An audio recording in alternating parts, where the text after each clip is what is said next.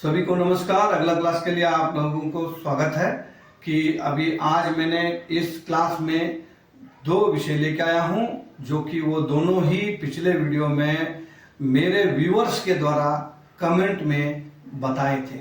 तो कमेंट में दो कमेंट ऐसे आए थे जो बड़े महत्वपूर्ण थे और उस कमेंट को लेके मैंने आज का वीडियो बना रहा हूं। तो चलिए, वो कमेंट ये था, पहला कमेंट ये था कि सर ऐसे है कि कोई भी शब्द का भूतकाल, वर्तमान काल और भविष्य काल के बारे में विस्तार से समझाइए, ताकि हम कन्नड़ सीखने में रुचि ले रहे हैं। तो दूसरा कमेंट ये है कि सर आपने अपना टाइटल चेंज कर दीजिए कि टाइटल में कन्नड़ लिखे हैं वो कन्नड़ा होगा, क्योंकि उन्होंने इंग्लिश में लिखा था, इंग्लिश स्पेलिंग को लेके बात किया था। तो उसी को लेके मैंने अभी ये सबसे पहले आप लोगों को इसको क्लियर करके आगे बढ़ना चाहता हूं कि कोई भी भाषा अगर आप सीख रहे हो तो उसका प्राथमिक ज्ञान यानी संक्षिप्त ज्ञान होना जरूरी है। तो कम से कम जिस भाषा को सीख रहे हो उस भाषा को जानकारी रखो कि कैसे लिखा जाता है और कैसे पढ़ा जाता है। तो चलिए मैं बताता हूं। कन्नड़, देखिए कन्नड़ में मैं आपको ये बताना चाहता हूं कि सही कौन सा है, सही उच्चारण कौन सा है और उच्चारण में अंतर कैसे पाए जाते हैं। और मैं बार बार आपको प्रत्येक वीडियो में बोलता हूं, अगर साउथ का किसी भी लैंग्वेज अगर आप सीखना चाहते हो उसमें उच्चारण बड़ा महत्वपूर्ण है, उच्चारण जरूरी है। तो उच्चारण यदि चेंज हो जाता है, शब्द वही रहेगा, मीनिंग अलग हो जाता है। इसलिए मैं बोल रहा हूं, इसी तरह ये कन्नड़ जो भाषा है उसको लेके भी किसी ने जो कमेंट किया है वो हो सकता है कन्नड़वासी हो या कन्नड़ के बारे में जानता हो, उन्होंने किया है, उनको मैं बहुत रेस्पेक्ट करता हूं। उन्होंने कुछ तो मेरा वीडियो में आइडेंटिफाई करके बताया है, तो इससे मुझे खुशी है। तो चलिए, मैंने ऐसे क्यों लिखा था और उसका सही उच्चारण क्या है, सही लिखना क्या है, वो सब चीज में बताता हूं। कन्नड़ जो पहला लाइन मैंने लिखा है, 1 2 3 शब्द जो नहीं 3 भाषा में मैंने लिखा है, यही सही है। लिखने का अगर तौर पर देखा जाए तो यही सही है और इसको कन्नड़ बोलते हैं। कन्नड़, ड का अंत में उच्चारण में आप गौर करिए, अ बोलते हैं, कन्नड़ अ बोलते हैं। तो हमारे जो कन्नड़ भाषा में, कन्नड़ भाषा जिसका मातृभाषा है, वही लोग जैसे कि क्षेत्र बदलते ही, क्षेत्र व्याप्ति अगर बदल जाता है, भाषा वही रहता है, शब्द वही रहेगा, लेकिन उच्चारण चेंज होता है। आप लोग जो कन्नड़ जानने वाले कोई भी अगर है तो आप इस चीज को गौर कर लीजिए कि हो जाता है, लेकिन शब्द वही रहेगा, मीनिंग वही रहेगा, लेकिन मीनिंग वो नहीं रहेगा, सॉरी, मीनिंग बदल जाता है, लेकिन लोग इस पे फोकस नहीं करते हैं। तो कैसे?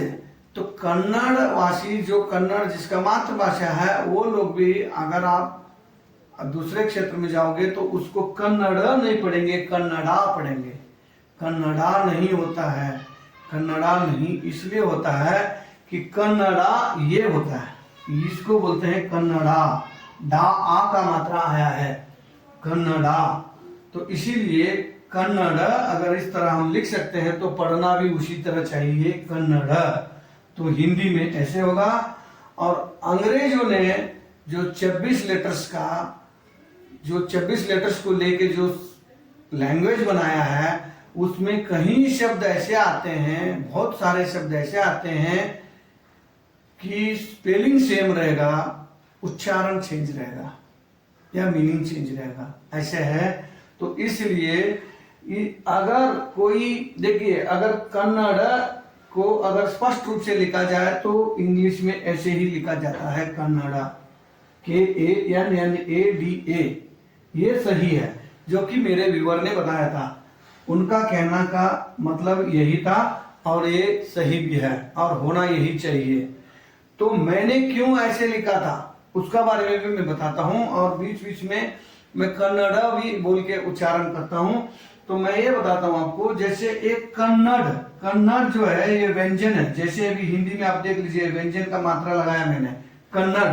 कई कई लोग जो है, हिंदी भाषी लोग जो है, जिसको कन्नड़ भाषा ज्ञान नहीं है, हिंदी भाषी ही नहीं बोल सकते हैं, और भी कहीं मतलब भाषा जानकारी रखने वाले जो कन्नड़ भाषा को नहीं जानते हैं, वो लोग कन्नड़ बोलते हैं, यानी ड को व्यंजन की मात्रा लगा देते हैं, कन्नड़ हो जाता है वो। कन्नड़, कन्नड़ उच्चारण नहीं है, उसको कन्नड़ बोलेंगे, कन्नड़, कन्नड़।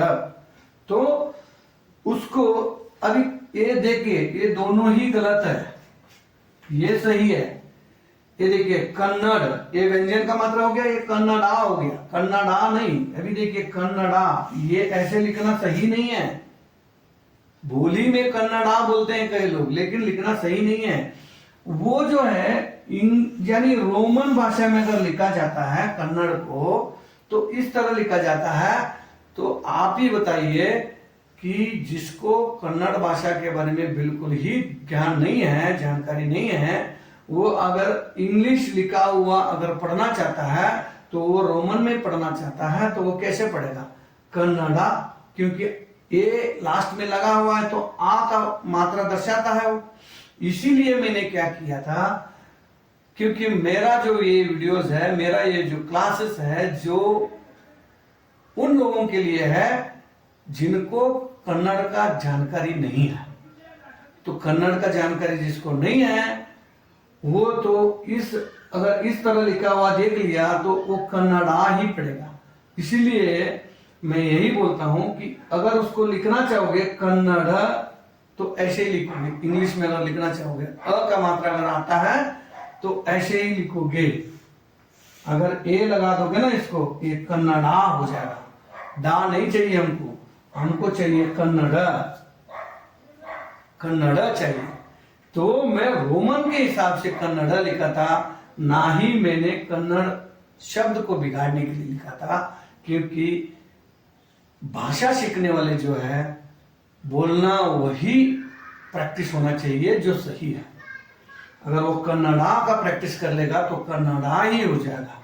मैं सोचता हूं कि मैं काफी हद तक क्लियर करने का कोशिश किया।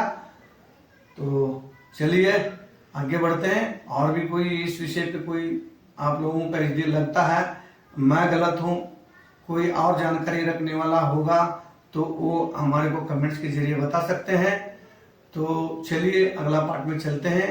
अगला पार्ट में जो कि भविष्य काल, भूतकाल और वर्तमान काल के बारे में कई शब्दों को विस्तार से बताने के लिए अगला पार्ट में चलते हैं। अभी पास्ट, प्रेजेंट, फ्यूचर के बारे में चलिए कुछ शब्द लाया हूं। तो पास्ट, प्रेजेंट, फ्यूचर में कन्नड़ में कैसे बोले जाते हैं, और उसको भी आप ग्रहण कर लीजिए। चलिए, तो पहला मैंने शब्द लिया है चाहिए, चाहिएता। अभी देखिए पास्ट, प्रेजेंट, फ्यूचर यानी भूतकाल, वर्तमान काल और भविष्य काल के बारे में भी कुछ बताना चाहता हूं उन लोगों के लिए जिनको यानी पढ़ा लिखा नहीं है, जो अशिक्षित है, एजुकेशन नहीं किया है, उन लोगों के लिए वर्तमान, भूत, भविष्य क्या होता है ये संक्षिप्त रूप में बता देता हूं। भूत वो होता है जो बीत चुका है, वर्तमान वो होता है जो अभी वर्तमान में जो हो रहा है, भविष्य वो होता है, भविष्य काल वो होता है जो होना है, जो होना अभी बाकी, अभी हुआ नहीं है। आप लोगों को समझ में आ गया मैं मानता हूं। और वो उसी तरह इंग्लिश में पास्ट, प्रेजेंट, फ्यूचर बोलते हैं। तो आप लोगों को इस चीज का भूत, भविष्य और वर्तमान के बारे में जानकारी मिल गया। समझते हुए मैं अगला शुरू करता हूं। तो चलिए, चाहिए था यानी भूतकाल, यानी बीत चुका है, चाहिए था। चाहिए यानी अभी चाहिए, तो उसी तरह चाहिए होगा, चाहिए होगा वो हो गया भविष्य। उसको कन्नड़ में कैसे बोलेंगे? बेकागित्तु यानी बीत चुका है, बेकागित्तु। वर्तमान में चाहिए बेखु, बेखु अभी चाहिए, मतलब ಈಗ ಬೇಕು।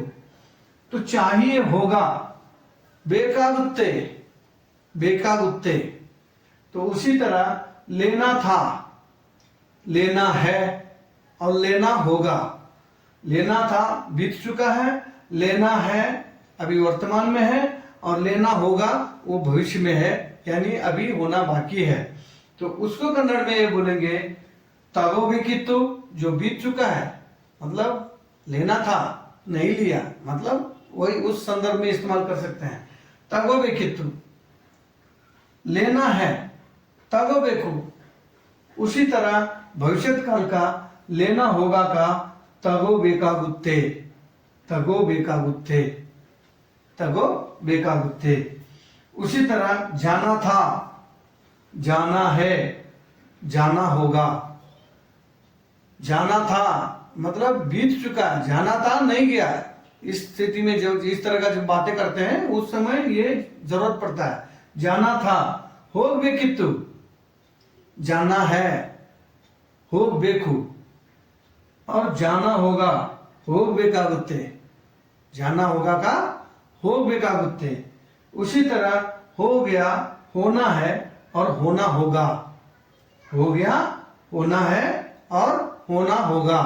उसको कन्नड़ में बोलेंगे आगिदे, यानी हो गया, आगिदे मतलब हो चुका है, आगिदे होना है, अभी होना है अभी। तो आगुत्ते होना होगा, आगुवदिदे, आगुवदिदे। देखिए दी दे आया, दी दे, तो आगुवदिदे, दिदे नहीं बोलेंगे उसको, आगुवदिदे नहीं बोलेंगे, आगुवदिदे, आगुवदिदे। तो इसीलिए उच्चारण का थोड़ा फोकस कर रहा हूं मैं कि उच्चारण जरूरी है। खाना था, खाना है, खाना होगा, खाना था, खाना है, खाना होगा। उसी तरह कन्नड़ में तिन्न बेकित्तु, इसको और शॉर्टकट में बोलते हैं लोग, तिन बेकित्तु, तिन बेकित्तु। कैसे, अभी मैं आपको लिख के दिखाता हूं। जो आम भाषा में, सॉरी,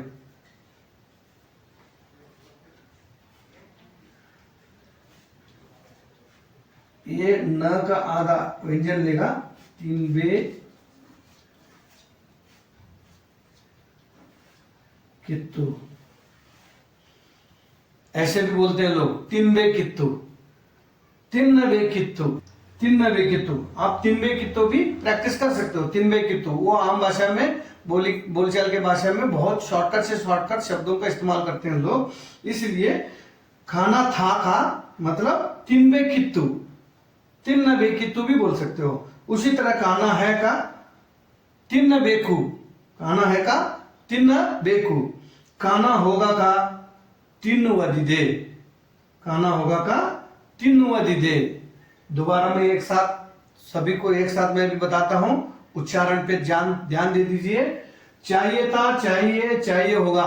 उसी तरह बेकागित्तु, बेकु, बेकागुत्ते। लेना था, लेना है, लेना होगा। तगोबेकित्तु, तगोबेकु, तगोबेकागुत्ते। जाना था, जाना है, जाना होगा। होगबेकित्तु, होगबेकु, होगबेकागुत्ते। हो गया, होना है, होना होगा। आगिदे, आगुत्ते, आगुवदिदे। खाना था, खाना है, खाना होगा। तिन्न बेकित्तु, तिन्नुव बेकु, तिन्नुवदिदे। तिन्न बेकित्तु, तिन्न बेकु, तिन्नुवदिदे। मैं समझता हूं कि आप लोगों को मेरा द्वारा जो पढ़ाया जा रहा है, जो बताया जा रहा है, वो आपको अच्छी तरह से समझ में आ रहा है। यदि नहीं आ रहा है या कहीं मुझे भी अपने आप को सुधार करने की आवश्यकता है तो आप जरूर बता दीजिए। इसमें शर्म करने की कोई बात नहीं है। कोई भी इंसान इस धरती पे 100% परफेक्ट नहीं है। तो आप जिस एंगल से देख रहे हो वो एंगल अलग होगा, मैं जिस एंगल से देख रहा हूं वो एंगल अलग होगा। तो इसमें कोई आगे पीछे सोचने की जरूरत नहीं है। आपको जो सुझाव देना आवश्यक लगता है तो वो सुझाव के तौर पर बता दीजिए। आपको जहां दिक्कत आता है वो आप हमसे पूछ सकते हैं। हमारे को जितना जानकारी है हम आपको बता देंगे। अगर जानकारी नहीं होगा तो और कहीं किताब खोज करके पढ़ के आपको उस सवाल का हल करने का पूरा कोशिश किया जाएगा। तो चलिए, अभी दोनों पार्ट मैंने बता दिया जो कि जरूरी था। और इसी तरह आप लोग हमारे चैनल के साथ बने रहिए और आप लोगों का यार दोस्त रिश्तेदार जो भी है उन लोगों को भी इसके बारे में बता दीजिए और कन्नड़ सीखने के लिए प्रोत्साहन कीजिए। जय हिंद, जय भारत।